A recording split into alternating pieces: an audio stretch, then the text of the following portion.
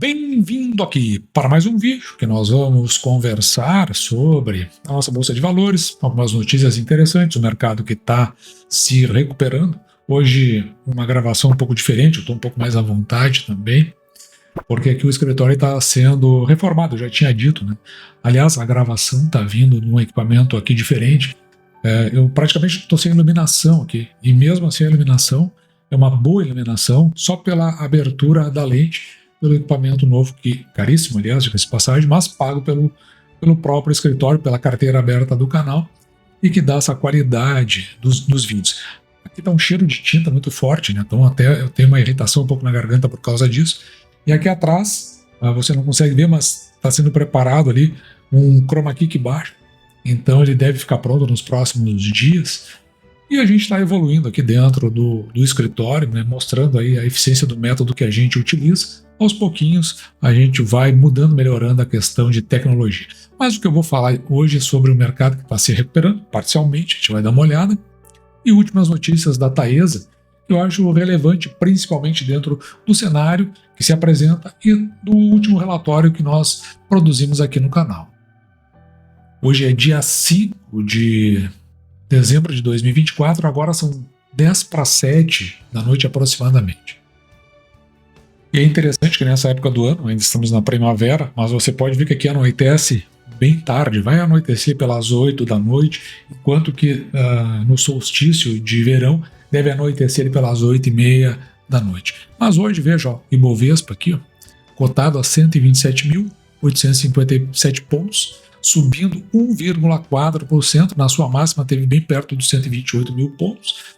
Ao que tudo indica, deve ficar mais ou menos nesse entorno até o final do ano. Não sei, quem sabe aí alguma outra notícia.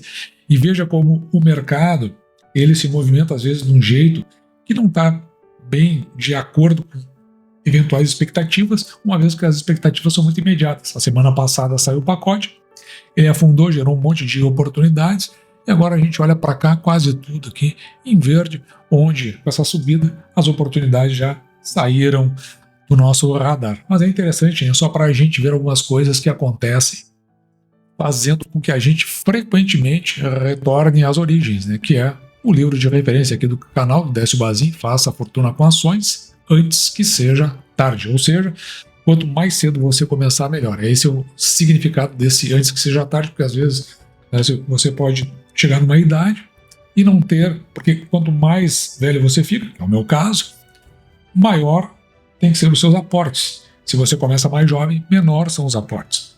Então é nesse sentido, porque se o tempo passou demais e às vezes pode acontecer de não se ter a capacidade de grandes aportes e aí consequentemente não se chega nos objetivos que são desejados. Mas para aquilo que interessa hoje aqui, a nossa discussão, está sempre aqui na página 5 do livro, nessa parte que eu sempre deixo ela marcado, que são os lembretes.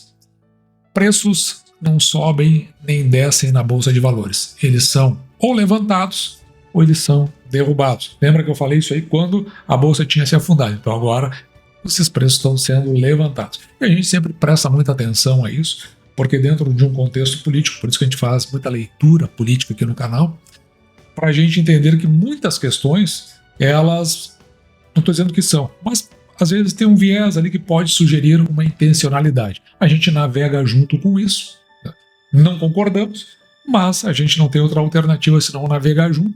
E depois, claro, agora tem os rescaldos fazendo o efeito rebote e voltando aos patamares que já estavam. O dólar, a última vez que eu vi, estava a R$ 5,94. Então, veja que o dólar já caiu bem, quem aproveitou a oportunidade aproveitou, e agora a gente está nessa situação. Lembrando sempre, né, que a gente mais ou menos anda na movimentação do mercado. Uma medida quando ele está subindo, uma medida quando ele está descendo. Neste caso aqui, ficamos um pouquinho mais de longe, porque o mercado acaba ficando mais eufórico com uma ou outra notícia. E por falar em uma ou outra notícia, chegamos aqui na Taesa. Depois eu vou dar uma recapitulada no relatório que a gente produziu lá no início, mas veja que isso aqui é do dia 2 de dezembro, já é dia 5. Eu não tinha conseguido a oportunidade de falar sobre esse comunicado ao mercado, mas é que o IBAMA ele concedeu a licença de instalação para o trecho de Ponta Grossa, referente às instalações de concessão de Ananaí, que depois a gente vai dar uma olhada, da Taesa. Com a licença, todas as licenças de instalação para o projeto foram obtidas. E nós estamos falando aqui de Ananaí, que representa um CAPEX de 1,7 bilhões, na verdade, né? 1,7 bi, e apresentará uma RAP lá de 162, quase 163 milhões. Isso já considerando o ciclo aqui de 24 a 25, sendo que o prazo estipulado para a ANEEL, para a energização de Ananaí, é aqui de o prazo vai ser em 2027. E conforme andando a carruagem, né, temos aí pela frente os anos de 2025, 26 e 27, ou seja, 2 anos e alguma coisinha, então, para que esse projeto, que vem aqui, esse trecho, na verdade, a gente está falando aqui, né, entre São Paulo e Paraná. Tem uma questão aqui que eu acho que é interessante, porque tudo isso aqui, lá no final, se amarra com a questão do projeto da Taesa e também se amarra com a questão do endividamento que a companhia possui. E já no dia de hoje saiu esse outro comunicado, né? Veja aqui, ele é do dia 5 de dezembro. E aqui, vamos ver do que ele trata. O Operador Nacional do Sistema, ele emitiu o termo de liberação referente à parte de instalação de colinas no âmbito do reforço. Aqui nós estamos falando de reforço autorizado. Com a liberação, a nova Trans, essa linha, né, passa a receber uma receita anual permitida adicional, então um pouquinho mais, de aproximadamente 10 milhões de reais, correspondente a 35% da receita anual permitida. O reforço foi entregue parcialmente, com cerca de 6 meses de antecipação. Então isso vai influenciar no resultado da Taesa já para o fechamento do quarto trimestre, ou seja, o fechamento do resultado de 2024. É importante destacar que a concessão de Nova Trans entrou em operação em junho de 2003. Então estão fazendo aqueles reforços. Quando tem concessões assim no meio, né, as pessoas acabam sempre perguntando, tá, mas tem concessões aí que vão encerrar, tem prazo lá, 2030, etc. Normalmente o que tem acontecido são esses reforços e depois ampliações. Então só para a gente saber do que trata. No caso específico aí dessa concessão, uma grande concessão, né? Veja que ela sai aqui do Maranhão e vai lá para o estado de Goiás, passando pelo estado de Tocantins. Então, a se chegar, né, no relatório que nós produzimos no último vídeo, o trecho aqui que eu quero me referir é porque ele vem criticando o pacote, o mercado desconfiado, o dólar subindo. Então, inflação persistente deve continuar, a inflação deve ser um calcanhar de Aquiles, talvez uma possibilidade de um aumento bem mais elevado do esperado na nossa taxa de juros. Tudo isso aí gera uma trava dentro do nosso processo de desenvolvimento econômico. Então, pode, não estou dizendo que vai acontecer, né? Mas isso está sempre aqui, no nosso horizonte de leitura. Porque dentro do que a gente observa, veja aqui no crescimento econômico, a expectativa é de que o crescimento econômico seja mais lento do que o previsto pelo governo, em função dos desafios fiscais e da altas de juros e da incerteza. E também coloca junto dentro desse cenário aí a questão inflacionária, ainda que se venha à frente falar em contenção inflacionária, mas ela é persistente e muitas vezes fora da meta. Então, pode gerar esse risco aqui, que eu sempre falo, né, de recessão.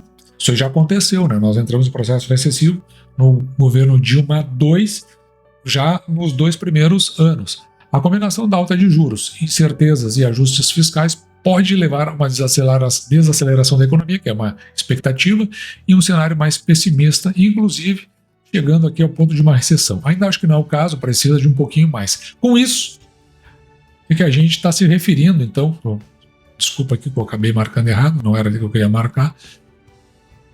Nós estamos falando das oportunidades de investimentos. Apesar dos desafios, o cenário pode apresentar oportunidades para investimentos em setores defensivos, que é o caso da Taesa. Esse é um setor defensivo, empresa com forte geração de caixa, embora o calcanhar de Aquiles dela hoje seja justamente o endividamento, porque, claro, Se tem juros altos, inflação persistente, então ela tem mais a pagar e, consequentemente, isso aí reduz o seu resultado. Por isso que ela tomou a decisão de pagar 75% do lucro líquido regulatório, até que ela venha fazer. Ela está com uma alavancagem de 4 vezes o EBITDA.